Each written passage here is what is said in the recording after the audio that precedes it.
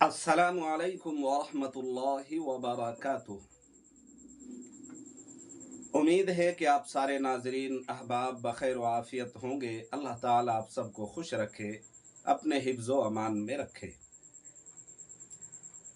आज की इस वीडियो में यह मसला अर्ज करना है कि हम बिस्तरी के दौरान, अपनी बीवी से सोहबत के दौरान, मुजामात के दौरान अगर कोई व्यक्ति जो कपड़ा पहना होता है, हम बिस्तरी के दौरान पहना हुआ कपड़ा, उसके नापाकी का क्या हुक्म है।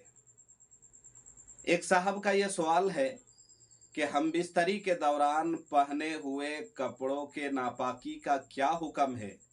क्या जो कपड़े हम पहनकर अपनी बीवी से हम बिस्तर होते हैं, मुजामात करते हैं, उससे सोहबत करते हैं, सेक्स करते हैं, तो क्या वो पहने हुए वो कपड़े, मिसाल के तौर पर बनियान है, टी शर्ट है, बंडी और गंजी वगैरह है, जुराब है, इसी तरीके से टोपी वगैरह है, तो क्या हम बिस्तरी के दौरान हम जो ये कपड़े पहने होते हैं, तो क्या अपने बीवी से हम बिस्तर होने की वजह से कपड़े नापाक हो जाते हैं या नहीं।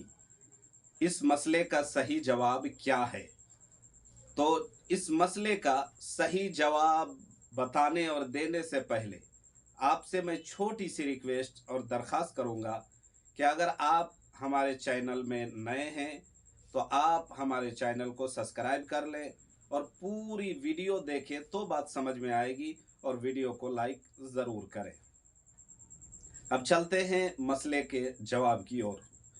इस मसले का सही जवाब ये है कि अगर हम बिस्तरी के दौरान पहने हुए कपड़ों में अगर नापाकी लग जाती है, हम बिस्तरी के दौरान पहने हुए कपड़ों में अगर नापाकी लगती है तो ही कपड़ा नापाक होगा, और अगर उसमें नापाकी न लगे तो वो कपड़ा पाक होगा।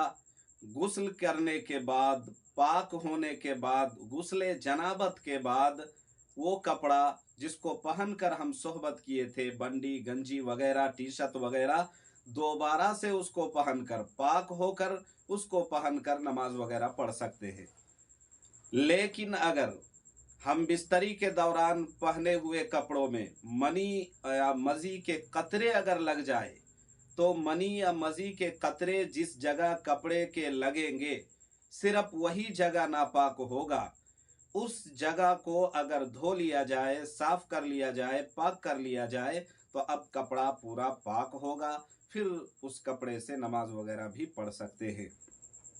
उम्मीद है कि आप समझ गए होंगे, आपको मसला समझ में आ गया होगा। अल्लाह ताला हमें खूब अच्छी तरह समझने और शरीयत को फॉलो करने की तौफीक दे।